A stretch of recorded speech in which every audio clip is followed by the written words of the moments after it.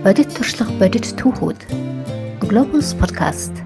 За сайн байцгаана уу эрхэм хүнд сонсогчдоо. Манай өнөөдрийн дугаарт Япон улсад 15 жил амьдарсан туршлагатай зочныг одоо урьсан байж гэн. Тэгээд манай зочин маань өнөөдөр гадаадад амьдарсан туршлагаасаа болон шинэ үеийн залуус өнөөгийн нийгмийн талаар ер нь ярилцъя гэж бодоод ингээ урьсан байж байгаа. За сайн байна уу Төмөрч өдрөө? Сайн байна уу? Сайн сонсгож байна уу? Сонсож байгаа бүх хүмүүст бас энэ өрөө мэндийг хүргье. Аа.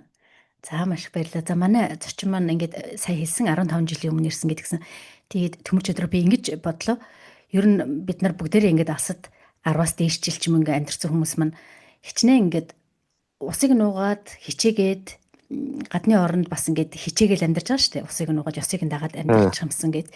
Тэгээ явж байгаа ч гэсэндээ ер нь Япон орн чамд өгч чаддаггүй. Монголын хамгийн их өгүүлэгдэх зүйл юу вэ? Тэрнээс эхлэе гэж бодлоо. Тийм зүйл байх уу? Байлгүй хүн ёстой зөндөө штэ. Ёстой зөндөө. Тэгэл одоо нэгт бол за манай Монголын үнэрийг бол одоо бүр хэлэхгүй байх арга байхгүй. Яг одоо манай жавхлан одоо ардын жижигчин жавхлан Монголын үнэртэй салхи гэж дуулж ирсэн да. Тэр бол яг надад үнэн санагддаг. Яг Монголдо очивол Монголынхоо тэр үнэрийг авахд л ёо бүр сэтгэл сэргээл үнэхээр ондоо болдог. Тэгээд яг тэр үнэрээ бол ер нь 15 жилийн туршил санаж байна. За мэдээж гэр бүл, найз нөхөд багаасаа өссөн орчин гэдэг бол бүр яач юугаар солихгүй зүйл. Тэгээд яг тэр зүйлээ бол мөнхийн сандаг юм уу да. Тэгээд ээж аав маань нэг бурханы оронд байгаа ч гэсэн тэгэл ахыгаа санана, өмнө байсан үеүдээ санана. Тэгэл тэрнийг бол өгч чадахгүй шүү дээ. За баярлалаа. Стол энэ тийм байдаг тий.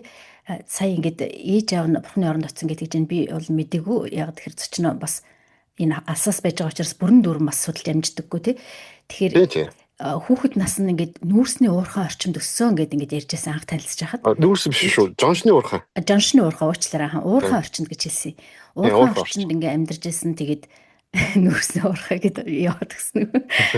Нөгөө нүүрсэл боддоо шүү дээ Монгол хүн юм болохоор. Тэгэнгүүт Жоншны уурхайн тэр хавьд өнгөрсөн гэдэгжсэн ээж аавных ажилласан хүмүүс байсан гэж би ойлголт ингээ авсан.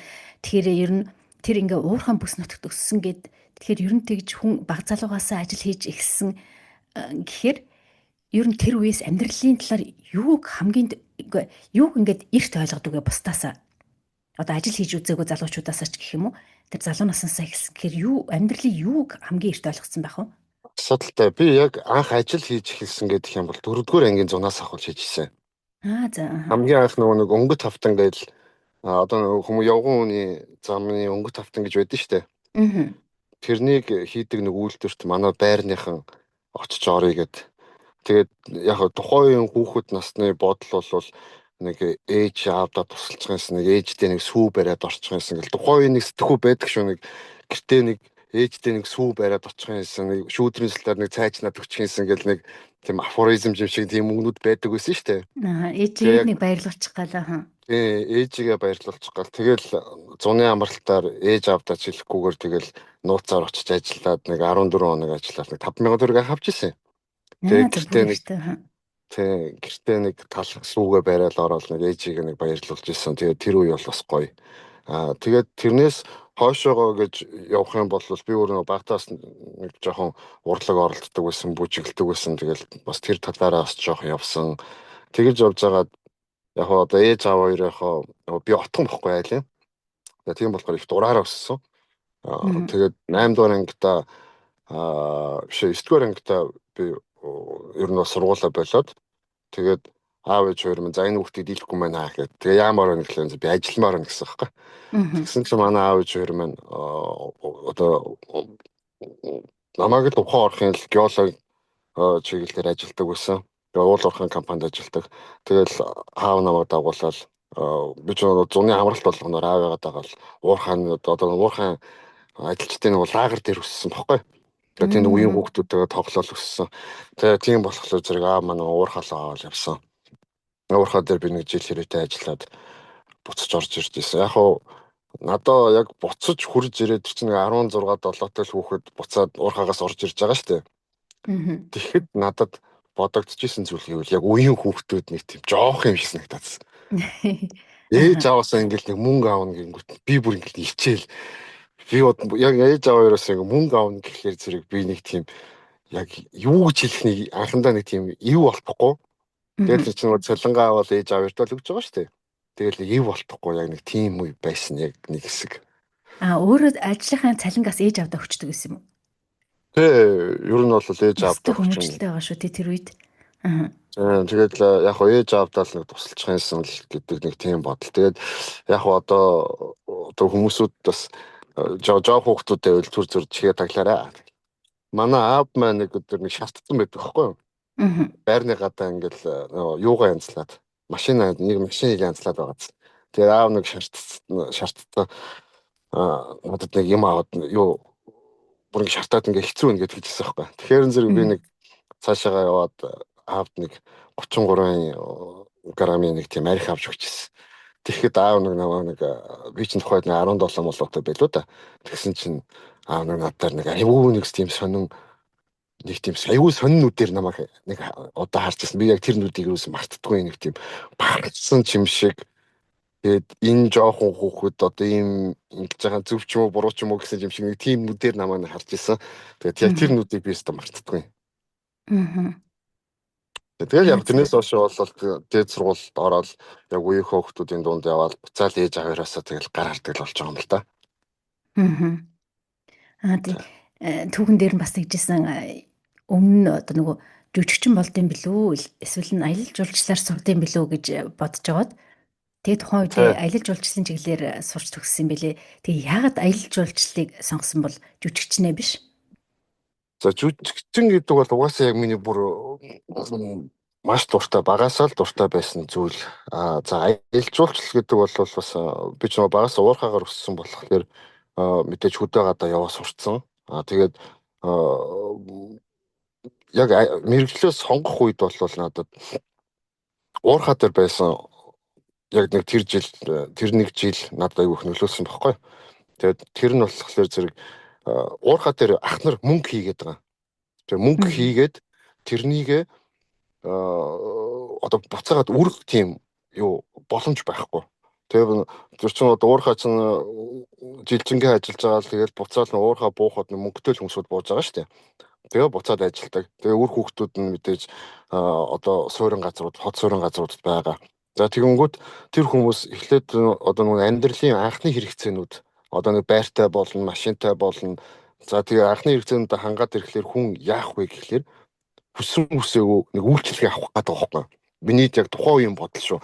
16 7 юм тойл хүүхдийн бодол. Буцаага тэр хүмүүсүүд үйлчлэгээ аавна. Тэгэхээр тэр үйлчлэгээ нь юу байх вэ гэж би бодож байгаа.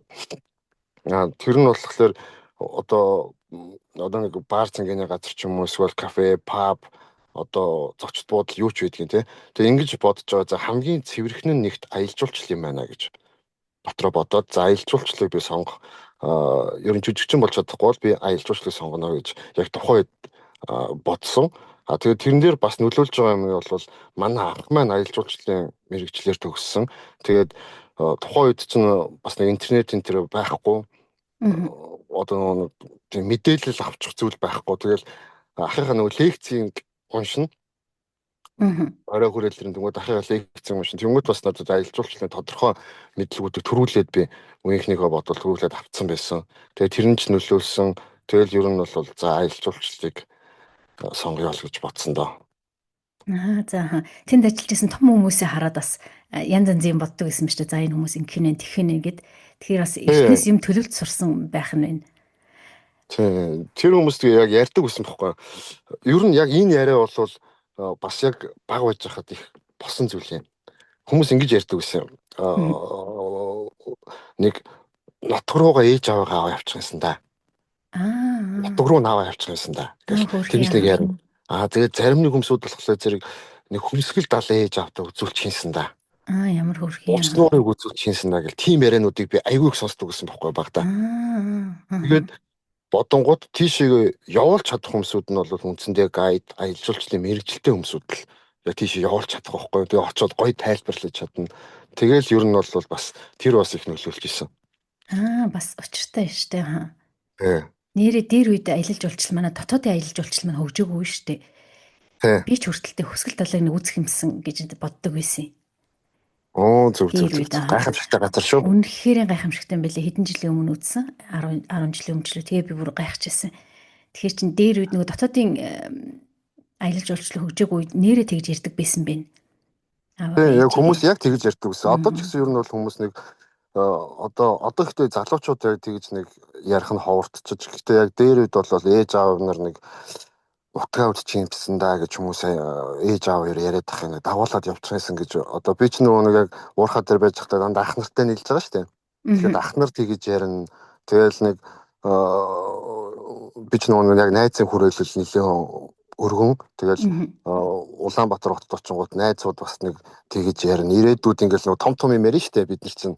Том юм ярина. Тий. 16 долоотой байж яаж бид нар мөнгөтэй болох уу энэ төр гэл яг манай найзууд бол яг тэгж ярьдаг гэсэн хэвхэв. Тэгэл бид нар яг ярьж байхдаа ирээдүйд яг ингэж авч явна гэл манай одоо нэг одоо миний дотны бас найз дотны нэг үеэл мэн үтэй. Одоо хэдэн жил холбогдсонгүй те. Манай үеэл бүр ингээл төлөвлөгөө гаргаад Twitter дээр ингэж бүр хаавас зураал хаавасны дотор талыг нь зураал би гэртээ ирээдүйд яг ийм байлах нь ингээл бүр яг зурдаг. Тэгэл би хажууд нь тагад зурдаг. Тэгээ тэр мөр нь яг тиймэрхүү үйл явдлууд ч гэсэн надад аюух нөлөөлсөн. Ер нь бол. За баярлалаа. Сайнтай нөхөрлөө сарны гэрлээ гэж үг надад санаанд орлоо. Тэгээд чамайг Японд маш олон хүнд ингээ ажилд оруулж исэн, Япондоо ирсэн ажилгүй байгаа хүмүүс юм уу, ажил хайж исэн хүмүүстэй ингээ зуучилдаг, ажилд их оруулж исэн, амьдралын тал дээр бас тусалж исэн гэж би сонссон байж байгаа. Тэгэхээр Японд чинь тагнуул өгдөө шүү, наашаа мэдээлэл өгдөг. За тэгэнгүүтээ тэгж би сонсч исэн. Тэгэхээр ер нь манай монгол хүмүүсийн хамгийн давуу тал нь юу бэ? Тэр ажилд орж байгаа хүмүүс, ажилд оруулсан хүмүүс нь ч юм уу, харин хамгийн их засах хэрэгтэй сул тал нь юу гэж чи боддгоо? За юу ч гэсэн тэгэл хүмүүст тусалсан гэж хүлээж авсан бол их болч дээ. Тэгэл юу ч гэсэн хорвоогийн тоосыг зөвл хөдөлгсөн байна, тийм ээ. Тэгээд яг хуу монголчуудаа ажилд гаргах ажилд оруулсны ардаас бол за эхлээд мууг нь ярьчих. За манай монголчууд нэгт бол цаг барих дээр бол үнэхээр асуудалтай. За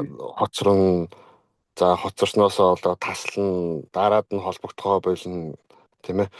Тэгээд ер нь бол нэг хэдхэн минутын нойр, хэдхэн минутын одоо нэг тийм зүйлээс болол хүмүүс хоцроод байгаа байхгүй.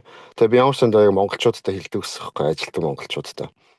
За ядаж улсын метрог нэг цагаар нь явуулчаарай гэж занаа загтаг гэсэн байхгүй. Тэгээд тэрний учир нь болохоор хоцроод хүрээд тэрнэ яав гэл метро хоцорсон л гин. Тэгэл ингээл зүгээр явж исэн метрод тэр нэг монгол хүн ороод ирэнгүүт тэр метро хоцорчод байгаа байхгүй. Тэгээд за ядаж метроо тэгвэл битгий суугарай л гэсэн утгатай л тиймэрхүү юм хэлсэн. Тэгэл ягтай шүүмжлэсэн. Тэгээд цаг барих асуудал дээр бол манайхан маш асуудалтай. За бас манайхаа ер нь нэгдэж чаддгүй. Бас яг энэ дээр бол надад бол маш их тийм яг надад бол амар тийм гомдол төрж исэн зүйл бол ингэдэг байхгүй. Япон хүн ингээл за нэг ажлын нэг тийм зааварчилгаагүй шүү дээ. Тэгэх юм бол манайхан ягштал хийчихнэ. Монгол хүн очиод хэлчих юм бол ер нь баг нэг чихээрээ оруулаад нөгөө чихээрээ гаргацдаг нэг тийм сул талтай байсан. Тэгээ одоо бол би яг ажиллаа хийгээгүй 4 жил болсон болохоор одоо бас яг одоогийн залуучууд бас ямар хуулсан бол доо гэж бодож байна. Юу ч яг сүүлд бол манай монгол залуучууд бол ажиллаа цагаа бол барих нь бол харьцангуй гайгүй болж ирж исэн. Тэгээд нэг тийм асуудлууд байна. За сайн тал нь гэх юм бол манайхан юмыг маш хурдан ойлгодог. Ерөөсөө А Б гэж хэлж хахад аль хэдийн яг ингээд ер нь тооцсон байдаг. Манайхны гүйлгээ ухаан маш сайтай. За тэгээд бид нэр яг нэгдэж чадах юм бол ямар ч ажил монгол хүний хувьд бол үнэхээр амархан байдаг. Нэгдэж чадах юм бол ямар ч ажлыг бол үнэхээр бүр төгс хийж чаддаг. Нэгдчихвэл бид нар тийм амар хүчтэй гэдгийг бол би маш олон жишээнээр бол харж ирсэн. Манайхан бол үнэхээр толгой сайтай. Тэгээд бас яг тууштай. Нэг имийг яг ингээд дуусгах гэж бодчих юм бол тэрнийг бол бүр ямарваа нэгэн байдлаар заавал дуусгадаг нэг тийм цуснд нь байдаг юм шиг байгаа. Тэгээ маш дайчин. Ерөөсөө одоо ингээл Япон хүмүүсүүд би одоо өөрийнхөө доор ингээл Япон, Солонгос, Хятад, Вьетнам гэл одоо Узбек гэл олон хүмүүсүүд гаргаж үзчихэл байсан. Яг манай монголчуудад хэлэхэд монголчууд за нэг манайх ингмээр нэг хэлэхэд нэг хүүхаа гэл орчих юм бол дуусгадаг. Ер нь бол яг ажлыг бүр яг дуусгадаг. Тийм. Тэгээд тэр нь бол үнэхээр гайхамшигтай. А нэгдэж чадвал бид нар бол үнэхээр дийлдэхгүй гэдэгт бол бид тэр 100% итгэдэг. За баярлалаа. Тэгэхээр цаг барих гэдэг зүйл дээр бас одоо ингээд Японд очих байгаа залуус манаас анхаарал очих байх гэж бодож байна. Өөрөө цаг маш их барьд юм билээ. Хоёлаа уцаар ярих гэж ингээд цаг тавуулсан тий. Би өөрөө бас болж игэл ер нь цаг их барьдаг. Германчууд цаг их барьдаг шүү дээ. Тэгэхээр бас ялгаагүй болж байгаа бах. Тэгээ бүр амар хэцүү тохиолдолд цаг барихгүй байж болно. Гэхдээ надад бас аюул чухал. Тэгээ өөртөө чи ингээд уцаар ярих гэдсэн чинь надаас төрүүлээд яг нэг одоо секундын тал секундээр төрүүлж над руу ингээд залгаж исэн. Хийхдээ би өөрөө ингээд залгадаг. За сая ингээд ярьцлага яг хийнэ гэх чинь бас л яг цагтаа. Яг л линкэд хэдэн минутанд явуулна гэдгс яг тэр минутанд гараа тогтчихсон. Тэгээ би бодож исэн. Нэлийн цаг барьдаг хүн юм байна да гэж бодож исэн. Тэгэхээр өөрт нь бас энэ их чухал байт юм байна. Тэгээд сая ярьж штэ. Япон хүмүүс юм хэлэхээр манайхаа ингээд айгүйг сонсоод юм хийдгээ гэд. Тэгэхээр Монголд ч ялгаагүй надад зарим залуучууд мань гадаад л байгаа бүх зүйл илүү гэж боддог тийм залуус байгаа харагдаад байдیں۔ Дээрээс нь бас яагаад монгол хүмүүс маань заримдаа гадны хүнийг илүү үнэлчихэд өөрсдөө багт гэдэг юм шиг санагдсан бол яагаад өөрсөндөө тэгж одоо итгэл ингээ буурсан юм бол энэ дээр юу гэж ярих вэ? Би энэ дээр энэ бас яг миний боддог сэдв. Ер нь бол одоо энэ нэг өсвөр наснд нэг яагаад гэдэг нэг асуудал байдаг шүү. Нэг өсвөр наснд нэг юм болгоныг бодож идэг нэг тийм асуудал. Би яг тэр өсвөр наснда бас яг бодож исэн зүйл хэвгүй. Тэгээд тэрнээс хойш ер нь бол бодоол одоо хүртэл бодсоор л байна. Надад бол яг анх санагдсан зүйлүүд бол бид нэр манжийн дарангуул гэж байсан да. Манжийн дарангуул за тэрнээс өмнөх одоо зөвлөд бидний гадны нөлөөнд хит их орсон. Бидний одоо нөгөө зүүрдсэн үг ертөнцийн 3 гэж тэгж байгаа тэнд биднэрт ер нь ингэж нэг монгол хүнийг доош нь хийх тийм зүүрдсэн үгнүүд одоо жишээ нь эмэгтэйчүүдийн хувьд нөгөө нэг эрэгтэй хүнд итгэхээр эрхийн ураандаа итгэж гэдэг юм уу те. Эрчүүдийн хувьд гэх юм бол ямаа эмэгтэй хүн хоёрыг сардаа нэг удаа зод гэдэг ч юм уу. Тийм ер нь бол нэг тийм сонирхол тийм хилт одоо яг эрэг дунд ингээд нэг явдаг тийм үнүүд байдаг байхгүй. Тэгээ яг тиймэрхүү үгнүүдийг би багтаа сонсож байгаад энэ үгнүүд бол яавч монгол үг бол биш. Зүгээр гаднаас ирсэн үг. Тэгээ энэ нь бол бидний бүр эрт үеэс ахуулаад бидний тархинд ингээд суулгасаар байгаад монголчуудыг нэгдэж чаддгүй болгосон болоо да нэгт. Хоёртод ирэхэд ер нь нэг тийм хооронд нэг тийм эрх мэдэл одоо юу гэдэг чинь те нэг тиймэрхүү зүйлээр ингэж айгу хуурж хооронд нь айгу талцуулдаг байсантай холбоотой болов. Тэгээд би бас яг энэ дэр нэг зүйлийг боддог байсан нь болохоор баг байхад та сонсч ирсэн үгээр нэг Орос ах нар гэдэг үг байсан да. Тийм Орос ах нар яг ингэ түүхээ бодоод үзвэл ууг нь бид нар ах нар байгаа байхгүй юу? Яг түүхээ бодоод үзэхлээр бид нэр одоо Батхааны үеэс ахуулаад ингээл Оросыг ингээл наацсан болгоод ингээл явж исэн бид нэр дэлхийд одоо Чингис хаан маань ингээл жинхэнэ арчлыг ингээл тарьсан гэл нэг юм бол бид нар ах нар байгаа байхгүй юу? Тэгсэн чинь нэг мэдсэн чинь социализмын үед ингээл нэг хэсэг бид нарт тэднэрээс ингээл тусалдаг наацсан болж нэг мэдсэн бид нар Орос ах нар гэж ярьдаг болсон. Тэр надад бас айгу таалагдаагүй. Яагаад бид нар монгол хүмүүсүүдийг хүндлэхгүй бэжж орсуудыг бид нар ах нар гэж хүндлэх ёстой юм гэдэг тийм асуудал бол байсан. Тэгээ одоо бол яг зүгээр надад боддог зүйл бол одоо танд ч гэсэн яг энэ одоо зүйл сонсч лээсэн баг. Гадаад оронд очсон бол монголчуудаас л хол яваарай гэдэг үгийг та сонсч байсан. Тэр үгийг би сонсч байсан. Би өөрөө бол ёстой хүн тэгж хэлдэггүй. Тэгээ ер нь сонсч байсан да? Сонсч байсан. Тэгээд ингээд бодоод үзэхлээр ууг нь бол бид нар гадаад оронд очсон болвол монгол хүнд нь монгол хүнийг л хайрлаа штэ. Монгол хүн монгол хүнийг л дэмжинэ. За тэрнээс бол одоо энд бол нэг Япон ч юм уу те эсвэл одоо нэг Америк ч юм уу ингээд бидрийг дэмжинэ гэж бид нар шиг одоо монгол хүнийг монголчууд чи хайрлахгүй л байхгүй юу? Тэ тэгж бодонгууд надаа яг энэ бүр нэг эртнээс ахуулаад нэг монгол хүндээ итгэх итгэлийг нь байхгүй болгоцсон юм шиг. Тэгээд одоо нэг тийм юу ч гэх юм дээ айгүй олон зүйлээр дотор нь хуваагаа хийцэн. Одоо нутаг ус. За сүүлд бол бүр одоо насаар нь одоо бүр үеэрээ хуваагдчихээн. Тэ. Тэгэл одоо айл сургууль төгссөн гэдгээрөө хуваагдах жишээний. Одоо яг намайг Японд ирж байгаад одоо Японд ирсэн хүмүүсүүд одоо бас намайг яг энийг хэлж бол гомдтолох. Яг үүндээ бол нөгөө хаврын баяраар би ч нэг анх очиод байж хахад нэг тийм анзаарч ирсэн. Шинэ Монголынхан гэж нэг хэсэг цугларцсан. Нөгөө талд нь соёл эрдмийнхэн гэж цугларцсан. Тэгээ нэг талд нь болохоор гэрээний ажилчид гэж цугларцсан. Ингээл яагаад тэр хүмүүсүүд хоорондоо ингээд тийм нийлээд ингээд тэр хаврын баярыг гой болгоч болгон бол доо гэж бол би яг тухайд бас бодож л байсан. Зүйл. Аста бодвчтай бас зүв аа. За маш их баярлалаа. Бидний одоо өөр хүүхдүүд энд өсөж байна тийм ээ. Тэр хүүхдүүд мань харан дуурайн ингээд нутаг нугайгаа гадааддаа бас аваад ирэх зүв буруу юу тий.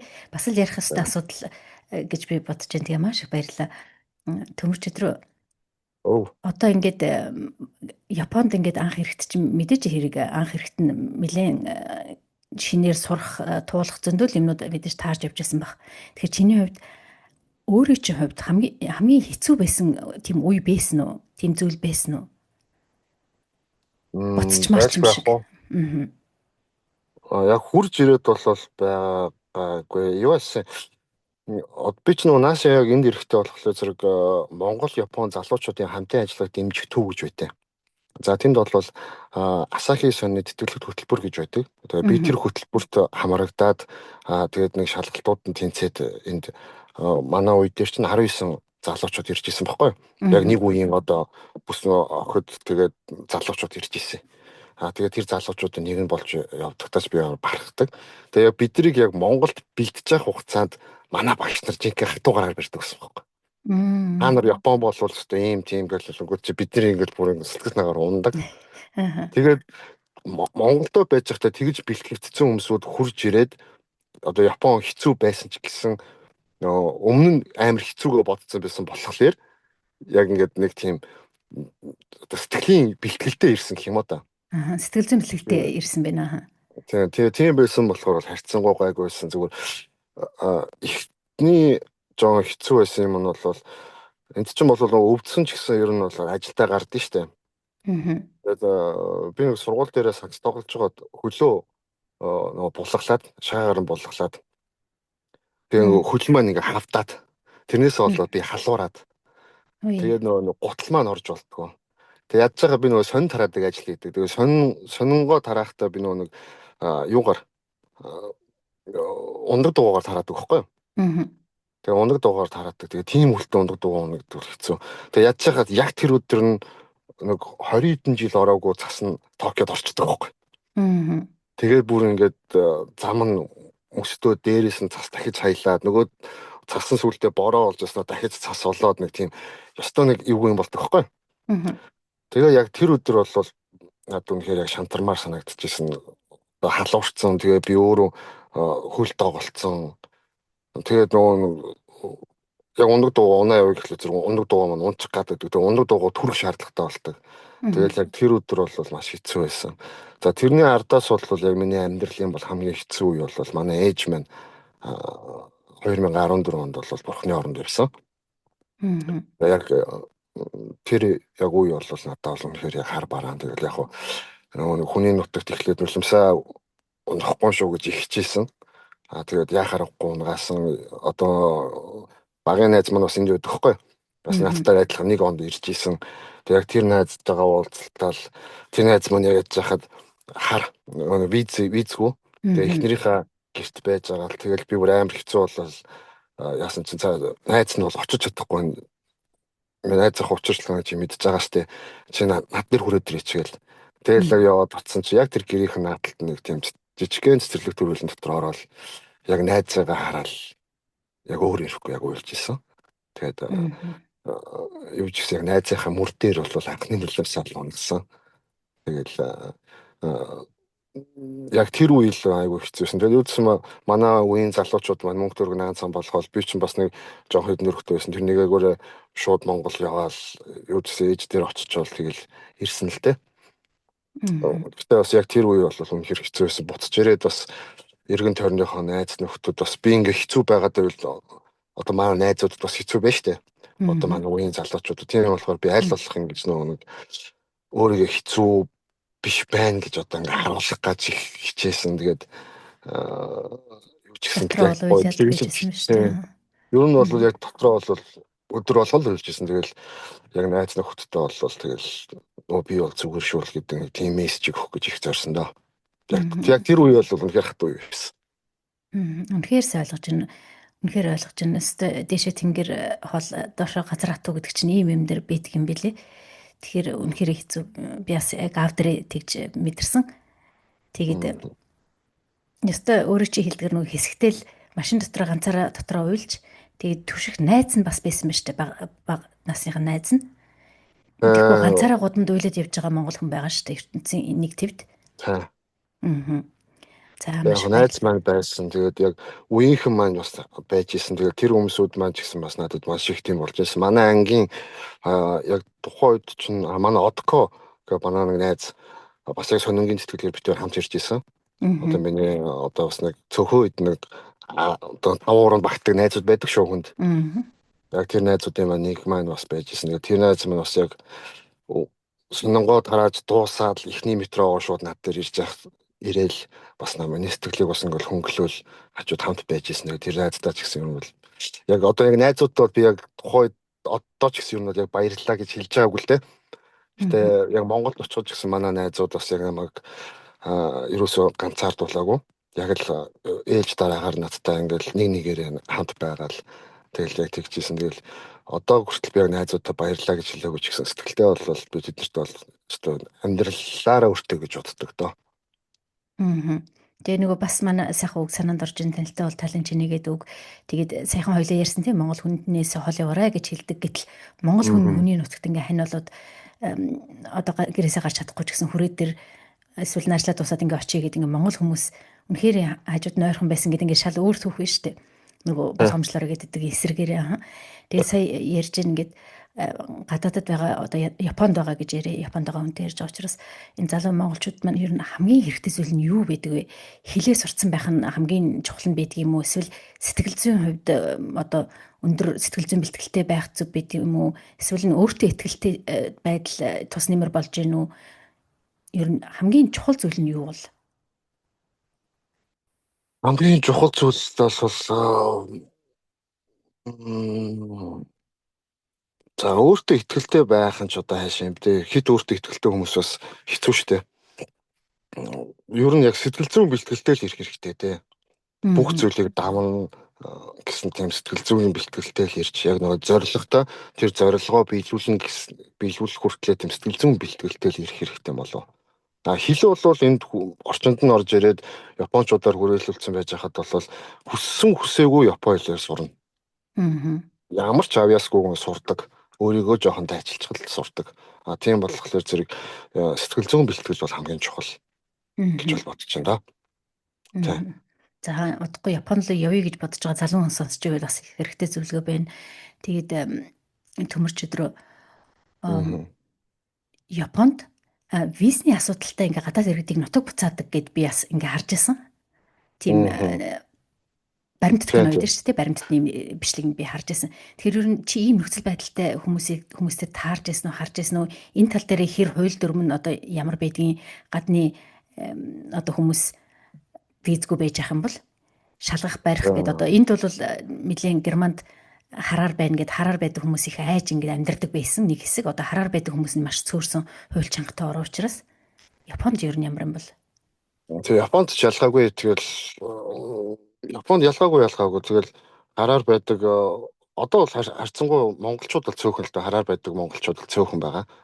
Ягаад гэвэл зэрэг Япон бол одоо цалингаа нөгөө дандаа дансаар өгнө болсон. Тэгээд хараар байдаг хүнд бол данс гэж байхгүй учраас ер нь энд ажил олдсон нь бол баг 0. Учраа олцсон хүмүүсүүд бол байдаг л баг.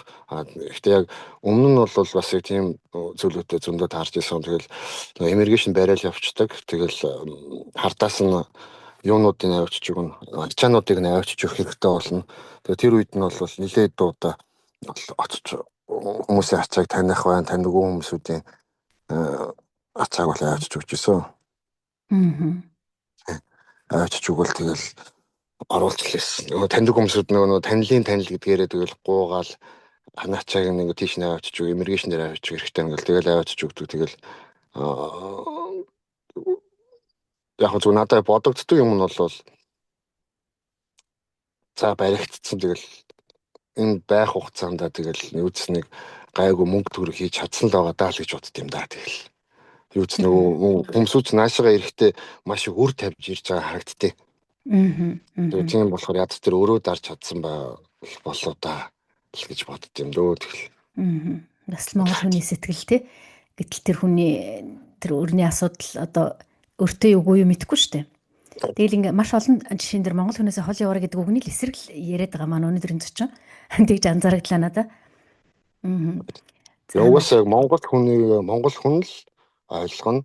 Монгол хүнийг монгол хүн л илүү хайрлана. Монгол хүнийг монгол хүн л илүү дэмжинэ. Тийм болохоор зэрэг ер нь нэгэндээ итгэх. Тэгээ манайхан хамгийн гол нь ерөөсөө яг нэг юм дээр л нэгдэж чадах юм бол манайхан бол үнэхээр гайхамшигтай юмыг үл хийж чадхаар хүмүүс.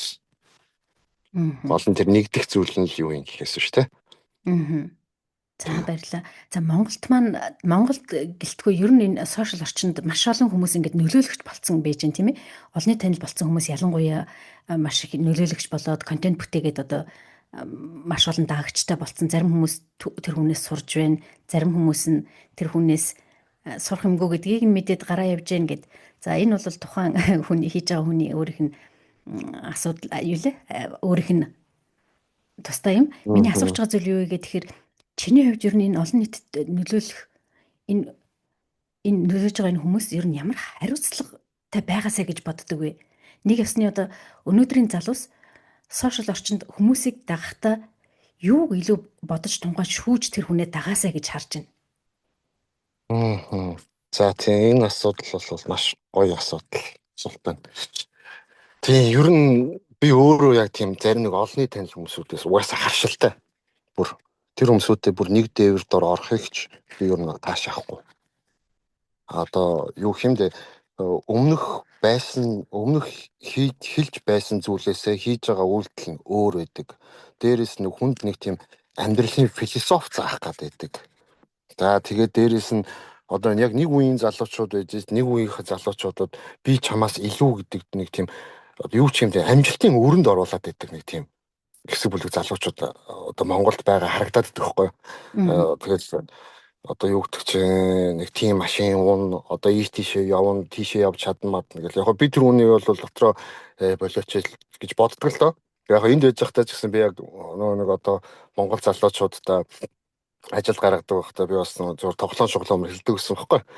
Та нар ажиллаа битээ дасал яг цагтаа ярьдаг юм бол та нар Окинава орно, Осака үзэн, Прус 50 он энэ төр гэж би нэг жоон тийм хошгондог байсан.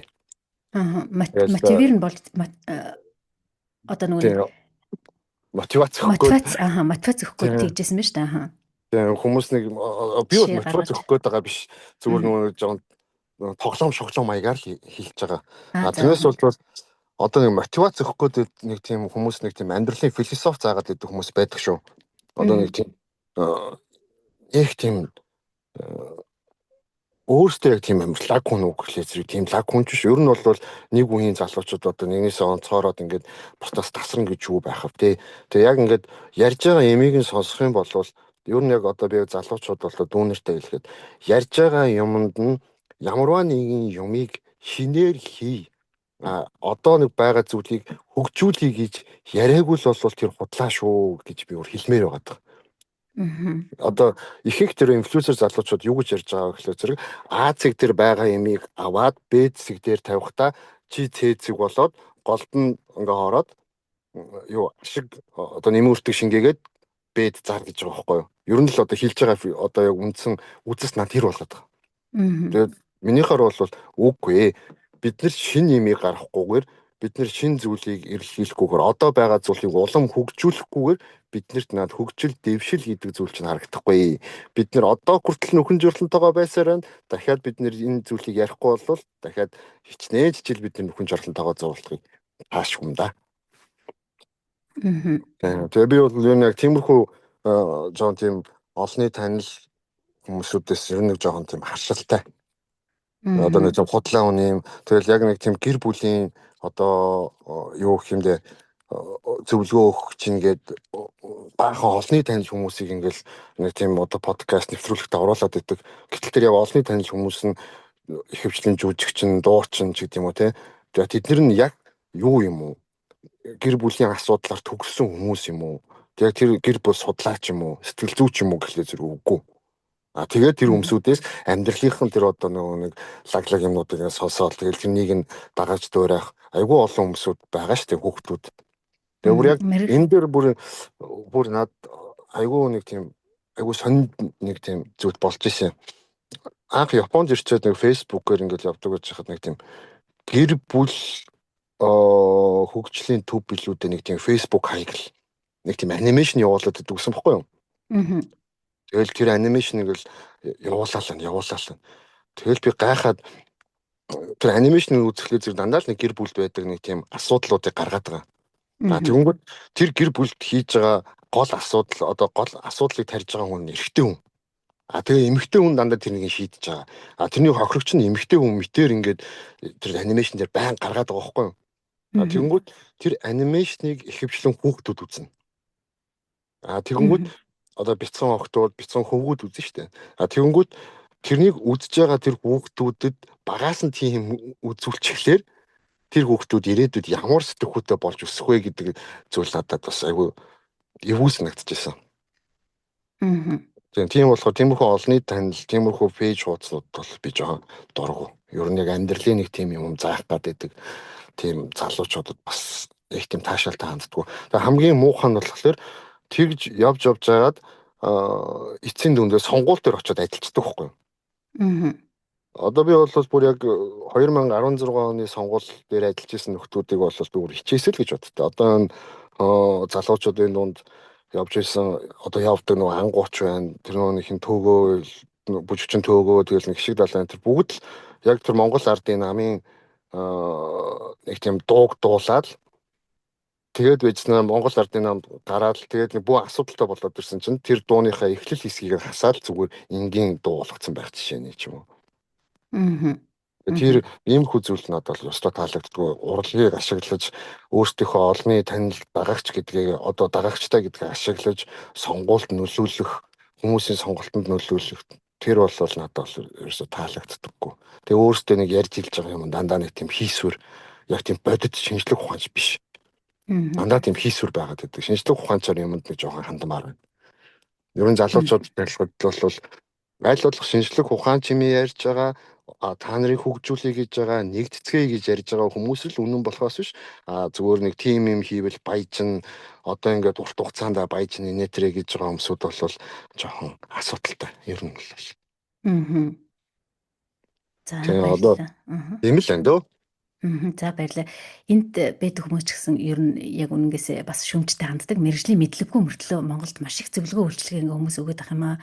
Тэрэнд их харамсаж байна. Гадаад байгаа хүмүүс нь иймэрхүү зүйлүүд ярихаар зарим нь хүлээж аван зарим нь шүмжтэй байдаг тий гаднаас юугаа заагаад байна гэд. Энэ бол яг харахгүй гадаадд байгаа монголчууд ярьдаг зүйл мэргэжлийн мэдлэггүй мөртлөө маш их зөвлөгөө үйлчилгээ сэтгэл зүйн зөвлөгөө гэр бүлийн зөвлөгөө шүү юу байдгийг ингээ өгж байна гэд. За бас их яриуштай сэдв. Маш их баярлалаа. Нэг тийм сонин яг тэр хүмүүсүүдээс нэг үнэртэй гэдэг надад бол санагдчихж байгаа зүйл нэг тийм ухаалаг болох гээд бусдаас илүү гэж одоо болох гээд байгаа юм шиг нэг тийм олонний танил эсвэл нэг микрофоны өмнө ч юм уу нэг тийм дэлгэц одоо юу гэдэг нэг тийм камерны өмнө суух бүр тийм донтоо болсон юм шиг надад би яг нэг тийм санагддаг. Яг тэр хүмүүсүүдийг харах юм бол нөгөө нэг нүцгэн зураг тавьчихгоот ээжигээ шүтгэлээдэг нэг зарим хүмүүс байдаг шүү. Одоо өмнө бол Америк явдаг гэсэн. Тийм хүмүүсүүдтэй адилхан тийм сэтгэл зүйн жоохон асуудалтай юм шиг санагддаг юм даа. Сайн ингэж ярьж ин тийм Монголд дутагдж байгаа зүйлүүд залуу хүмүүс маань энийг анзаараасаа гэд бас ингэж ярьж ин. Тэгэхээр ер нь Одоо хамгийн их дутагдж байгаа зүйл нь чиний хувьд юу гэж харж байна? Боловсрал дутагдаад байна уу? Монголд инженерчлэл дутагдаад байна уу? Эсвэл хүний сахилга бат, ёс зүй дутагдаад байна уу? Эсвэл хүмүүсийн хоорондын итгэлцэл Монголын нийгэмд юу дутагдж байна гэж харж байна? Монголын нийгэмд бол өөр нь дутагдж байгаа зүйл олон. Одоо таны хэлж байгаа бараг л бүхэл зүйл дутагдж байна. Хоорондоо ёс зүй одоо ингээл жишээ нь ахмад насныгаа одоо намайг бол баг болж байхад ахмад насныгаа хүндэл гэл манай ээж аав хоёр баян хэлдэг гэсэн. Ахмад насныгаа хүндэл, эмэгтэйчүүдээ хүндэл тэгэл нэг юм хүндлийн зүйлс одоо ер нь баг алдагдсан юм шиг санагддаг надад. Зүгээр нэг хин нэг нь ингээд урд гараад ингээд нэг тийм худлаа юм ярьж байгаа тэр нь илүү тэр хүнийг хүндэлдэг. Яг ингээд жинхэнэ бодит амьдрал дээр байгаа одоо инженерүүд, шинжлэх ухаанч одоо судлаач нар тэр хүмүүсүүдийг ер нь манайхан үнэлдэггүй санагддаг.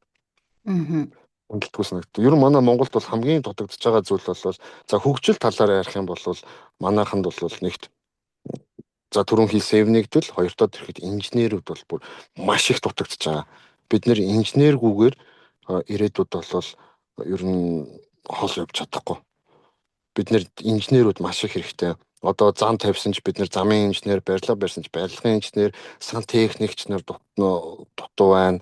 Тэгэл одоо ер нь л одоо инженер техникийн мэдлэгтэй тийм хүмүүсүүд маш их дутагдж байна. Ер нь тиймэрхүү хүмүүсүүд л надад бол айгүй хэрэгцээтэй санагдаж байна. Ер нь одоо дүүнер ч гэсэн ирээдүйд мэргэжлээ сонгох гэж байгаа болвол одоо нэг тийм зохион бүтээгч гэх юм уу тийм инженер чиглэл рүү явбал ер нь ирээдүйд бол хизээд тэр бол одоо хуучирчгүй мэргэжил.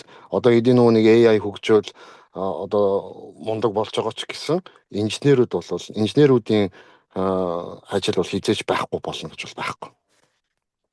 Тэр хүмүүсүүд бол байнга ажилтай л байна. Тэгэхээр зэрэг ер нь инженерүүд бол манай Монголд бол их дутагдж байна. Хүмүүсийн зан харилцааны хувьд бол хүндлэл дутагдж байна, ёс зүй дутагдж байна. Тэгээ хитрхи өөрсдөө итгэлтэй байна. Тэгээд ер нь хитрхи өөрсдөө итгэлтэй байна гэдэг бол тэгэл бас л асуудал тарьдаг да. Тэгэл ер нь яг тийм одоо бид монголчуудын ажил гаргадаг гэсэн болохоор өөртөө итгэлтэй хүмүүсүүдийг ингээл эхэндээ үнэлдэг байсан. Сүүлдээ бол за ер нь өөртөө итгэлтэй хүн бол нөгөө сандрах одоо би юу хийчихв, би буруу зүйл хийцэн үгүй юу гэдгийг эргэж харахаа болчдөг санагдсан надаа. Хитрхи өөртөө итгэлтэй байх нь бас одоо нөгөө нэг юм хит амжирахаараа жоохон хэцүү болчдөг доо. Тэгэхээр хит өөртөө итгэлтэй байна гэдэг бол ер нь болохгүй шүү. Тэгээ дараад нь бас одоо хүмүүсийн хоорондын харилцаанд ч гэсэн асуудал тарьждаг зүйл шүү л гэж хэлмээр байна дөө. Альва зүйлийн бас манайхаар юу шилдэг лээ? Альва тунгийн тааруулна. Яг үнэ тунгийн тааруулна гэдэг үгүй энэ эртнээс бид нар ер нь хэлээд байдаг шүү дээ. Ээж аав нар даруу бай, тунгийн тааруул гэд тэглээгээд өөртөө итгэлгүй бай гэж хэлээд байгаа юм биш шүү дээ, тийм ээ? Ер нь өглөөд энэ гэл ээж аваагаа хэлдэг байсан. Их л үнэтэй үгнүүд хэлдэг байсан санагдтыг. Ер нь яг тэд чи одоо тэгэл яг амьд ном байсан шүү дээ. Одоо би яг байхгүй болсон хойно л боддог л да. Одоо манай аав бол ээжээс хойш бол тэгэл ганцаараа өдөр болгоо ингээл зулаар өгдөг. Тэгэл Монголд гэртээ яваалаар онгот ингээл бүрт ганц маа хоёр өрөө байранд орцсон байсан байхгүй. Тэгэл яваалаар онгот ингээл ганц бүр ингээл битүү тордог. Энэ яаж байгаа ингээл тэнгууд чинь өдөр болгон зулаар өгч ирсэн байгаа байхгүй ээж ардаас. Яг хөө итгэл үнэмшлийн хувьд одоо нэг шашныхаа үүднээс бас тэгж сэтгэлээ тайлбарлах гэсэн байх л та хөрх юм. Тэгэл тухайд баг байж хахад ярьдаг байсан зүйлүүд нь тэгэл манай аав их надад их тийм сонь өгнүүд хэлдэг байсан. Нөө шийдсэн шийдвэртээ үнэнч бай гэдэг үгийг надад хэлж исэн үг нь их сонин. Одоо за яг шудраг хэлэхэд бол аанууд ингэж хэлжсэн. Эр хүн бөөлцсөө эргэж долоодог жам байдаггүй шүү чөөгийг гэж надад хэлчихсэн. Тэгэд яг тэрнийг бодоод үзэх юм бол эрэгтэй хүн шийдсэн болвол тэр шийдвэртээ үнэнч бай гэж байгааг ингэж нөгөө ялталж хэлж байгаа юм уу та зөвлөж хэлж байгаа. Хэлсэн үгэндээ үнэнч бай гэж хэлж байгаа юм уу те? Хүнд юм амсан бол тий шийдсэн шийдвэртээ хэлсэн үгэндээ үнэнч бай гэж хэлж байгаа. Тэгэл аав яг тэр үг надад их юу гэжсэн тэгэл бас их хүч өгчсэн. Тэг хүний нутагт нэрээ бодож яваарай гэл. Одоо манай нэг байрны нэг ах байт одоо өөр юм бас бурхан болцсон ах байдаг хөхгүй. Бас л одоо манай байр айгуу тийм коллектив сайтай айгуу тийм гоё байр байлаа л та. Тэгээд наа нэг Японоос хурж ирчээд байж хахад байрныхаа хуучин байрныхаа өмнө тааралддаг хөхгүй бай. Тааралдаад өө сайн ахаа махаа гэлсэн чинь ахнаад нэг хэлчихсэн ах нь ганц юм аваад өгөөч гэхгүй. Тэгэхээр зөв цаа дуусаар л байгаа юм уу гэл би нөгөө дүүгийн үүднээс бас хайлаад байгаа юм нөгөө ганц юм амж өгч байгаа шаардцсан явж ирсэн. Тэгэл авч өгвөл өнөөдөр гэжсэн чинь дүү хизээ чи явах юм гэл намайг хэлжсэн байхгүй. Тэгээд би чинь тухайд чинь 14 хоног явах байлгүй да. Тэгэл явах өдрөө хэлсэн чинь яг явахын өмнөх өдөр манай байрны урталт намайг хүлээхээс суучсан. Манай шинэ байрны өмнө. Тэгээд хүлээгээс ууж би тэг гахаад та энд юу хийж байгаа гэсэн чинь ганц шил юм барьцсан. Тэгээд би чамайг одоо хол явах гэж байгаа болохоор ах нь одоо өөр юм мэдэхгүй ахын зад чамд дээжийг авсуулчих гэж бодоод хүлээгээс уучихсан юм а гэд. Тэгээд нэг ганц шил юм барьцсан. Тэрнийхээ ингээд задлаагүй. Задлаагүй төвчээртэй Тэгээд уудч одоо бас уудаг хүн шүү дээ. Гэхэд тэр хүн төвчээртэйгээр намайг хүлээжсэн байгаа байхгүй. Тэгээ би тэрнийг юм харж одоо ингээд сэтгэл үнэхээр ингээд уурж ирсэн. Яг тэр ахын бас хэлж ирсэн үг байдээ. За хүний нутагт очиод миний дүү нэрээ бодож явна. За ахын дүү чи Монгол хүн. Чи 5 шарих. Тэгээд шатруу байх хэрэгтэй шүү. Тэгэл надад нэг дээж нь хийж өгвөл тэгэл би нэг дээж нь амсаал өгч исэн. Тэгэл ах надад тэгж хэлчихэл буцаад цаашаа явал нөгөө төвөөгөө цаашлсан. Тэгэл дараад нь сураг сонсох нэг сурсан гэж хэлжсэн нэг амар гоныг хэлсэн. Тэгээ тиймэрхүү үгнүүд бол ер нь тэгэл би өөрөөс ахмад хүмүүсийн үгийг бол айгүйх сонсдог ер нь. Яг нэг бодит амьдрал дээр ингээд амжилт гаргацсан одоо тийм хатнар ихчнэр байдаг шүү. Тэгээ ер нь бол бүр тийм өвөө эмээний үгийг бол сонсох айгүй дуртай. Тэр чинь бол ер нь бол амьд ном шүү дээ. За ингээд өөрөөсөө дээшх үеийн хүмүүсээ сая ингээд ярьлаа чи өөрөө бага насны хүүхдүүдтэй аав хүн байж байгаа тий. Хүүхдүүд нь цэцэрлэгт явдаг ах гэж бодож байна. Тэгэхээр ер нь их хилээ түлхүү хэрэгэлдэг байх уу гэртээ Японы цэцэрлэгт сургуульд явж байгаа хүүхдүүд ялангуяа Германд ч юм уу цэцэрлэг сургуульд явж байгаа хүүхдүүд яах арга авахгүй хүүхдийн буруу биш цэцэрлэг дээр нь германаар яриад байгаа учраас түлхүү германаараа ярих гэж юм уу японоор ингээ ярих гэдэг. Тэгэхээр ер нь гэртээ хэл соёлын тал дээр ямар сорилт гарч ийн гэрт нь тийм үед чи яаж хандж ийн хүүхдүүдтэйгээ бага насны хүүхдүүдтэй? Наач бас үнээр хэцүү. Үнээр хэцүү. Би бол ер нь бол болж өгвөл би монголоор нь хэлд оруулах чигээд ер нь хоёр хүүгээ хоёуланг нь бол монголоор нь анхны үг нь бол хэлүүлсэн. Анхны үгээ бол монголоор бол хэлсэн манай хоёр хүү. Гэтэ нөө цэцэрлэг дээр бол яхаарахгүй японоор яриад байгаа болохоор зэрэг яг япон хэлний төлхөө орж ирчээд байна. Гэтэ монголоор бол одоо манай хүү бол манай хоёр хүү хоёулаа маш сайн ойлгоно. Японоор ч сайн ойлгоно. Зүгээр буцаагаад өөрсдөө илэрхийлэх дээр бол нэлээд асуудалтай болсон байлээ.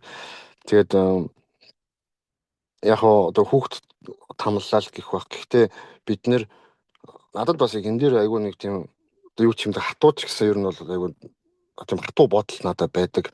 Хүүхэд ямар хэлээр ярина, хүн ер нь ямар хэлээр ярина, тэр улсынхаа л хүн болно. Одоо бид нар монголоор ярьж иж монголоор сэтгэнэ ч гэдэг юм уу тийм илүү монголоо хайрлана. Бид нар японоор яриад ингээл японоор ингээл яадаг бид нар японыг илүү хайрлана тийм Япон сэтгхүүтэй болчихно. Тийм болохоор зэрэг би хүүхдүүд айл болох монголоор сэтгэгээд монголтой хайртай тэгээд яг ирээдүйд бол мэдээж Япон одоо байна уу тэр одоо манай хоёр хүүхдийн өөрсдийн сонголт ч тийм. Гэхдээ би бол хүүхдүүдтэй аль болох монгол ёс заншлыг нь монгол найзуудтай болгох гэж тэгээ монгол хэлээр яриулах гэж монголоор сэтгэх гэж тэгээ ер нь бол одоо нэг жоохон томроод ирэх юм бол нэг ертөнцийн 3 зөрчсөн үгнүүд тэгээд нэг шатар энтер заадаг юм уу даа л гэж ер нь тиймэрхүү төлөвлөгөөтэй л яваад байна да. Одоохондоо бас манай тэр ажилд нь амжилттай. За баярлалаа. Том маань 5-тай, бага маань 2-тай байхгүй. Тэгэхээр бас арай жоохон доод байна. Арай нэг жоохон байна. Тэгэхээр одоо нэг жоохон томруулж хагаад ер нь бол эхлээд томтойгоо тэгэл тулна да. Монголд ийм зүг байдаг энэ ийм тэгэл одоо өөрөөр нь задлуулж ойлгуулах ч гэх юм уу те. Манай Монгол зүрд зүйнүүд чинь бас гоё шүү дээ. Тэгэл нөгөө сайн дагуу сарны гэрэл муу дагуу могоо орлол энэ төр гэл. Тэгээ задлаад бодох юм бол бас айгүй гоё тийм сонирхолтой. Тийм ер нь яг тэр арга барилыг ч гэсэн би хоёр бүдэ хоёуланд нь зааж өгье гэж боддتي. Аав нь тэгээ багада түүх газар зургийн зохиол хичээл дуртай хүүхэд байсан гэдэг жисэн тэр хичээлүүдэд ч их сайн хүүхэд байсан гэж би сонсч байсан. Тэгэхээр хүүхдүүдээ мэдээж хэрэг хүмүүжлэлт нас идраас нь мэдээж их хэрэг болох гэж бодож байна. Хоёул өөр сэдв рүү оръё. Тэгээ удахгүй бас манай хоёулын маань цаг дуусах гэдэг. Тэгэхээр миний асууж байгаа зүйл болохоор Монгол хүмүүсээ ингэж ажилд оруулж байсан гэдэг. Тэгэхээр Япончууд ер нь Монгол хүмүүсийг ер нь яаж хардаг юм шиг байна. Манай Монгол инженерүүдийг яаж харж байна? За би Монгол инженерүүд яг тэр талын инженерүүд одоо цаашаага өөр компанид байдаг болохоор би яг боддоор өөрөө хараагүй болохоор яг сайн мэдэхгүй байна. Яг боддоор би яг тэр хүмүүсүүдийг хараагүй учраас одоо цаад газар нь яаж үнэлж гин яг тэр нэг өдөр тутмын амьдралтанд би оролцож байгаа учраас бол сайн мэдэхгүй. Ер нь бол яг надад бол анх монголчууд маань бол нэгт бол маш мундаг. За гэхдээ ер нь бол японочууд бол их хвчлэн тэр хүнийг хөдөлгөх хүчил гэж ер нь ингээд харна. Тийм. Ер нь бол яг зөв шударга хэлэхэд бол аль ч газар очисон бай тухайн улсын хүн нь монголчуудыг хөдлөх хүчил гэж харах. Хар ухаанаар бодсон ч гэсэн. Ер нь бол нэг тийм манай Монгол улс гэж хэлэнгүүт одоо манай түүхийг амар ярьдаг. Тэгэл ингээл нэг одоо Чингис хаан гэж байгаа боловч яг одоогийн монголчууд ямар хүмүүс вэ гэдэг тийм үнэлтээр нь одоо өөр улсын хүмүүсүүд ер нь өгж байгаа нь хэр байдаг юм бол Японд бол ер нь бол намайг анх ярьж байхад анх ирэл одоо сургуулаа төгсөөд өөр газар ажиллаж эхэлж байхад бол зарим газар монгол хүнтэйгээ анх удаа уулзж जैन монгол хүн гэж ийм хүн байд юм уу гэсэн тийм асуултууд бол маш их байсан. Тэгээд тийм болохоор зэрэг Монголыг ер нь зарим хүмүүс бол мэдчихгүй байх. Одоо ч гэсэн. Тэгэхээр манай монгол хүмүүс маань ер нь Японоос юуг суралцах хэрэгтэй гэж чи хардаг уу? Бас юуг нь битгий дуурайгаасаа гэж боддог уу? Японочдоос суралцах юм нь бол за нэг зүйл дээр бол би өөрөө суралцаасаа гэж маш их боддог. За тэр нь бол ерөөс японочууд маш сайн төлөвлөдөг. Бүр тэр бол үнэхээр гайхамшигтай төлөвлөдөг. Төлөвлөж жагаад ямар ч тийм биедээ ядралгүйгээр аливаа нэг зүйлийг хийдэг. Юуг нь битгий суралцаасаа гэж боддог вэ гэхлээр зэрэг бас тэр төлөвлөгөөний хаажгаар хит их ажиллаж гаддаг манайхан. Хит их ажиллах гаддаг. Одоо хит их одоо нэг юу хэмдэ манай японочууд ерөнхийдөө одоо амьдралын үйлс бодол нэг сонирхолтой нэгэд ажиллахгүй бол болдоггүй гэдэг тийм үзэл бодолтой байгаад байдаг байхгүй юу? Ер нь ажиллахын төлөө амьдардаг. Яг тэрэнд нь битгий суралцаасаа тэгээд би өөрөө яг тэгж яг тэнд нь автаад явж исэн хүний хувьд бол тийм битгий байгаасаа өөрсдөө тэр стресс гэдэг зүйлийг өөрсдөө битгий аваасаа л гэж бодож байна доо. Би гаргуунд нь битгий гаргаасаа ажил амьдралаа зохицуулж яваасаа гэдгийг нь сураасаа гэж байна уу тий? Тийм ер нь бол тийм. За монголоор байсан дээр тий. За маш баярлалаа. Тэгээ гадаадуудаа амьдрахаа ингээ хүний зан чанар бас ингээ өөрчлөгдөд тий. Тэгэхээр чиний бодлоор ер нь чи 15 жилийн өмнөх төмөрч өдрөөс яаж өөрчлөгдөв? Өөрчлөгдсөн зүйл байгаа юу? За ер нь баг байхгүй тий. Зүгээр яг илүү юмыг бодож тунгааж үтсэн байх. Тэрнээс бол Монголд байхдаач би төлөвлөдөг байсан. Энэ дээрээ яг л тэр нүгээрээ хийсэн. Яг хүмүүс нэг ярьдэн штэ Японд удажгаар зэрэг нэг чи Японч гэсэн үү гэл. Одоо би тантай бол 15 жил байх хугацаанд би тантай ингээд монголоор чөлөөтэй ярилцаад ойлголцоод ингээд болоод байна тий. Тэгээд ер нь нэг тийм өөрчлөгдсөн зүйл надад нэг байхгүй. Яг нэг хэсэг нэг тийм яг дан японочдын дунд ажиллаад нэг хэсэг нэг тийм японоор зүудлэх өөрөө мэдээгүй байж хаад нэг японоор уулаа галдах одоо гинт сандарсан үедээ шууд японоор ярих ч гэдэг юм уу те нэг тийм юм бол надад анзаарчихсан. Гэхдээ тэр нэг анзаараас нь даруйдаа би буцаад одоо нөгөө Монгол юм ном сонин унших ч гэдэг юм уу те буцаад би басан чи монгол хүн байж бас ингэж болохгүй шүү гэд буцаад бас нэг би ном сонингод харах нэг тийм бол болсон. Чинээс бол яг тийм өөрчлөгдөөд яг нэг тийм амар юу яасан зүйл бол байхгүй тий. Ер нь бол Монголд байхдаач би одоогийнхоороо байсан. Ер нь одоо манай Монголд өгдөг найзууд ч гэсэн уулзтаа хэлдэг байхгүй. Яг л өмнө байсан шуугийн одоо төмөрч өдөр маань одоо ч гэсэн байсаар л байна гэж ярьдаг байхгүй. Тэгэхээр яг манай эргэн тойрныхан бол тэрнийг бол мэддэг. За баярлалаа. Төмөрч өдөр чи ингээд Монголоос ирсэн залуу хүмүүсийн ажилд оруулаад ингээд залуучуудтайгаа мэдээж харьцсан баг. Тэгэхээр ер нь одоо ч гэсэндээ ер нь 20-30 насны гэж яри би яг зааг чи 20-30 насны гэд ийм настай Япон залуус болон Монгол залуусын хооронд ер нь ямар ялгаа хамгийн тод анзаардаг вэ? Яг манай залуучууд бол яг миний нүдээр харах юм бол Монгол залуучууд надад илүү боломжтой харагддаг. Илүү тийм мундаг санагддаг. Яг одоо хүний нутагт хурж ирээд манайхан ч бол Монголоос одоо нэг юу аавна одоо төлбөр мөнгө аавна гэсэн ойлголт байхгүй шүү дээ. Бүгд энэчнээс болгож байгаа. Тэгээ харин ч бүр энэчнээс илүү гаргаад Монгол руу явуулахыг боддог. Япон залуучууд бол яг тэр хугацаанд 20-30 насны хугацаанд бол Япон залуучууд ихэвчлэн карьераа үүсгэх гээл явж идэг. Карьераа үүсгэх гээл тэгэл ингээл ер нь яг 20-30 насны дээрээ ингээд яг бүр өндөрлөгт гарцсан Япон ер нь нэлээд ховордоо. Ихэвчлэн суралцж идэг. Одоо ажил дээр гарсан ч гэсэн ажлынхаа дээд үеийнхнээсээ суралцж идэг. Ажилдаа туршлагачих гэж оролдож идэг. Тэгэл яг тэр үедээ бол маш бага цалин авдаг.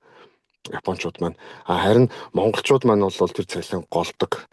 Илүү цалинтай байхын тулд хичээдэг. Тийм одоо яг тэн дээр бол би бол монгол залуучуудаа арай илүү мундаг юм болов даа л гэж юм боддог шүү дээ. Тийм чадвартай. Тэгээ манайхан бол бас хэлний хувьд бол бас их чадвартай. Зүгээр хэлний тал дээр бас надад нэг юм хэлэхээр юм байна болох гэж байна. Тэгэлгүй хүн хэрэгтэй юм хийж гэмсэн гэд хоёлоо хийж байгаа шүү дээ. Хэлэн дээр нэг аюу бодож явдаг зүйл маань болохоор би одоо Японд 15 жил болохдоо одоо би монголчуудаа монголоор би чөлөөтэй ярилцдаг. Монголчуудтай уулзаад байж байхдаа би аль болох Япон үг хэрэглэхийг боддоггүй. Яг хүмүүс ингээл нөгөө Японоор ингээл яриад ороод ирэх нь бол яг буцаагаад Японоор бол би чөлөөтэй ярьчихна. Гэтэ би аль болох монгол хэлээр ярьдаг. Тэгсэн чинь яг Монголд байгаа хэрнээсээ Монголд өссөн хэрнээсээ монгол хэлээ мэдэхгүй нэг тийм хэсэг бүлэг хүмүүс байна. Одоо нэг үеэрээ байна. Зүгээр ч ингэж хоорондоо ярьж чадхаа болцсон. Тэ заавалчгүй нэг тийм тийм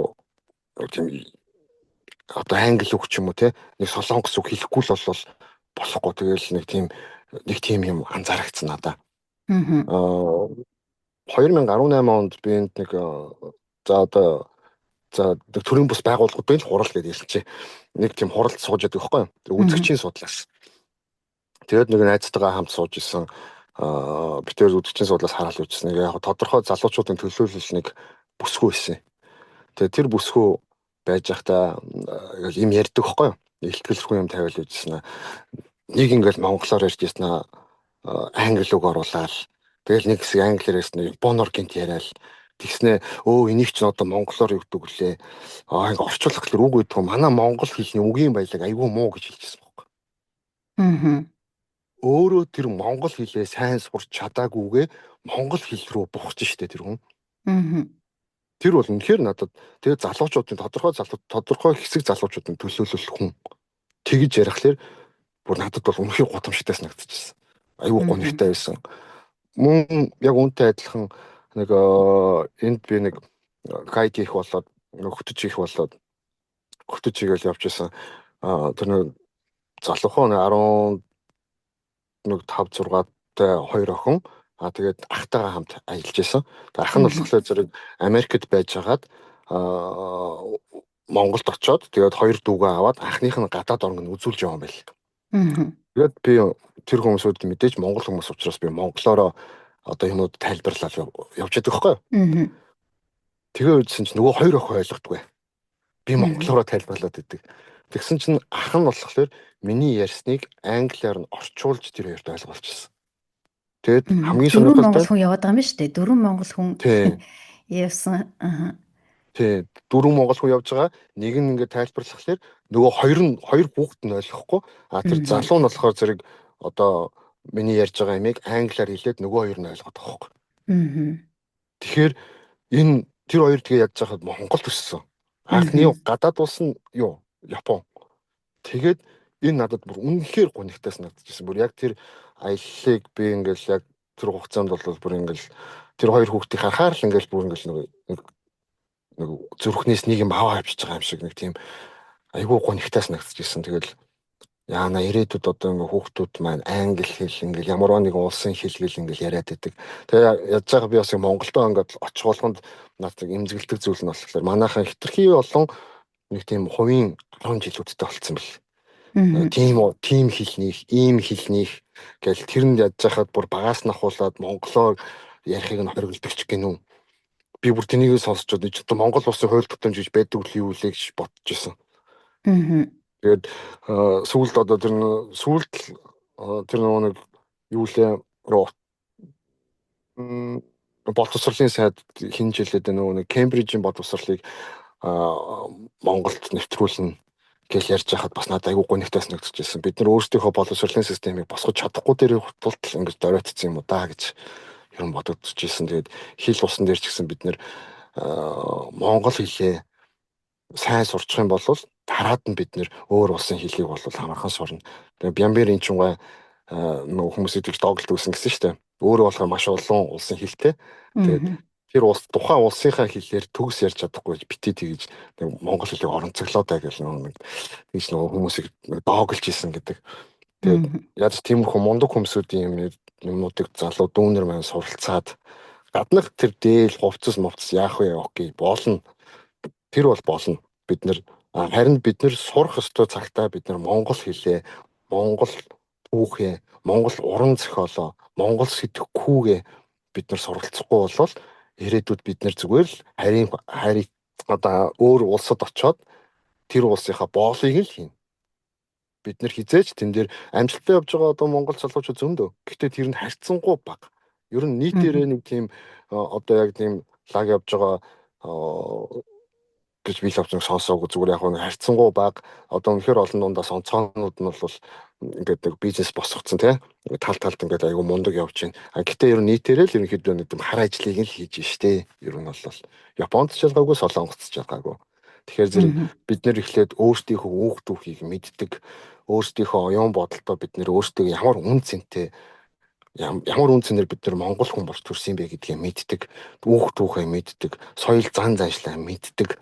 Тэгээд монгол хэлээрээ бид нар чөлөөтэй сайхан ярьж чаддаг байх юм бол тэр бол бидний жинхэнэ оюуны дархлаа. Тэр бол бидний жинхэнэ баялагшуул гэж хэлмээр байна да. За маш чухал, маш сайхан үгээр ингээд өнөөдрийнхөө дугаарыг өндөрлөж байгаадаа би маш их баяртай байна. Миний үзэл бодол бас яг тийм хүүхэд ер нь их хэл үндэсний мэдрэмжээс холдох юм бол манай нийгэмд ирээдүйд ямар их өөрчлөгдөх бол нөгөө яриад байдаг Монгол орн, Монгол нутаг гэдээ яриад байдаг тийм ээ. Тэгэхээр хэл сэтгэхүй хоёр маш холбоотой. Тэгэхээр маш чухал зүйлээр ингээд нэвтрүүлгээ төгсгөж байгаадаа би өөрөө баяртай байна. Тэгээд зочиндоо маш их баярлалаа. Хийж бүтээгч байгаа ажилд нь ирээдүйд хийж байгаа ажлынхаа талаар би асуусангүй бас зорж хүсэж байгаа ажлууд байгаа гэж ярьжсэн. Тэгэхээр тэр зүйлүүд нь бүтсэн хойно одоо ингээд зочинтойгоо буцаад холбогдох байх гэж бодож байна. Маш их баярлалаа. Тэгээд ажил амьдралд нь маш их амжилттай хүсье. За баярлалаа. Тэгээ танд бас ингээд энэ сайхан подкастт бас нэвтрүүлэхэд намайг оролцуулсан явдалд маш их баярлалаа. Тэгээд бас хэрэгтэй зүйл ярьсан байх, хэрэггүй зүйл ярьсан байх. Тэгээ манайхан бас нэг авах гэхийн дүрмээр ойлгоод хүлээж аваарай. Тэгээд бас хэсэг хугацаанд гэсэн та нарт бас нэг одоо нэг ярилцсан юм шиг тийм сэтгэл өгсөн болвол тэгээд тэндэл би ханамжтай байна л гэж хэлмээр. Энд дээр нэг зүйлийг баярлалаа. За зүгээр нэг зүйлийг би чамайг магтаж боломж олдсон дэр гэдэг шиг битгий намайг магтах асуулт асуугаараа ихчээ би өөрийгөө санаандгүй магтцсан байх юм бол дараа нь би аюу хэцүү байдгийг шүү гэж ингээд хэлжээс уцаар ярьж хахад тэгэхээр аль болох магтах асуулт тавихгүйг л хичээлээ. Гэхдээ би өөрөө магтаж болох уу? Юу магтах вэ гэхээр өнөөдөр ингээд нуруунд жоохон өвдөд хазгай гიშгээ сакс тоглоод ч илүү ямар ч байсан юм зөөж байгаад ажиллаа хийж байгаад жоохон нуруу өвдсөн байгаа гэж байгаа байхгүй. Тэгсэн мөрчлөө тэрийгэ хэлэхгүй ингээд ярьсандаа хүний ажлыг алдуулчихна гэд ингээд хэлсэн ярьсандаа гэд нуруу жоохон өвдсөн ч гэсэн тэгээ машин дотроос ингээ ярьцлага өгж байгаа. Тэгээ үнэхээр их баярлсан. Ер нь Монгол хүний Монгол эр хүмүүс эрчүүдийг гээд ингээ бас магтаж ярьдаг штеп. Би бас Монгол эрчүүдийг хитрхи дөвөл гэж магтах гэсэнгүү хитрхи бас хитрхи дими магтаад тэрэн дээр бас болгоомжтой байдаг. Гэхдээ өнөөдөр яа харахгүй бас нэг юм Монгол залуучуудыг гадаад явж байгаа Монгол эр хүнийг төлөөсг юм сайхан зочин байлаа гэж би өөрөө дотроо бодсон. Тэгээд маш их баярлсан. Ингээ нуруу нүвж байгаа ч гэсэн ярьцлага өгсөн. Би юма төлөвлөсөн байсан болохоор миний хувьд мэдээж хэрэг хойшлуулна гэхээр бас амаргүй байсан. Гэтэл тэрийг хэлээгүй хөөрхөн ингээ ороод ирсэн маш их баярлсан шүү. Баярлаа. Тэгээд тийм мэдээж энэ чинь бол миний өөрийн л асуудал болохоос ш таны асуудал биш. Би тань төв үдэж болохгүй. Тэгтээ хэлсэн бол би ойлгоно шүү дээ. Хоёул хойшлуулж болох байсан гэтэл тэрийг хэлээгүй байсан. Хүний эрүүл мэнд номер 1 шүү залуучууд минь тэгээ гадны орондоос бие бодож ажиллаарай гэд бас хэлээ. Тэгээд гэц аяг нэг настай хүн ирж байгаа ш. Залуучууд минь гэд. Тэгтэл ер нь бас настай чуулын тав руу орох гэдэг шиг байна. Өөрийгөө гадаад тахаар нөгөө залууг бодоод идэв штэ. Тэгээ Монголоос ирсэн залуучууд чи анаа манаа гэх тэгэнгүүт яана гэд. За яах вэ. Анаа нь болол явж игээд тийм үг модны юм шиг байгаа маа анаа манаа гэд. Тэ энд бас яг би бас өөрөө бас залуу гэж бодоол явж исэн чинь ингээл одоо манай хоорой дүүнэр энэ чинь нөх юмар надаас хөвшин царайтай тэгэл надаас том битээ хийж араа гэхлээр зэрэг олон нийтийн өмнө хажуудыг тэгэхээр жиж жоо чимээгүй ядч олон нийтийн газар намайг хөгшөөж идэв юм уу гээл үгүй таа ч ах юм чинь хаал гэхгүй яа тэгэл тэгэхээр за одоо нэмтэл үнэн юм чинь л гэж одоо боддог. Гэтэ ер нь бол бүгдээрээ бас залуу л байх шүү тэгэл залуу хүн байна өө. Тий хийх юм их байна. Тэгээд нөгөө хэдийгч гэсэн ойлгож байгаа юм бас ах цахаа хүндэлдэг сайхан нөгөө ёс онцлороо л ахаа их чаа анаа гэж явж байгаа. Тэгээд бүгдэнд нь маш их амжилт хүсье. Тэгээд зочиндоо эрүүл мэндийг хүсье. Тэгээд хийж бүтээх байгаа ирээдүйн төлөвлөсөн тэр ажилд нь маш их амжилт хүсье. Баярлалаа. Тэгээд та бүхэнд ч гэсэн танд ч гэсэн ажлын амжилтыг хүсье. Бас эрүүл энх байгаарай. Тэгээд гэр бүлд нь амар тайвныг өрөөё. За маш их баярлалаа. За баяртай. За баяртай.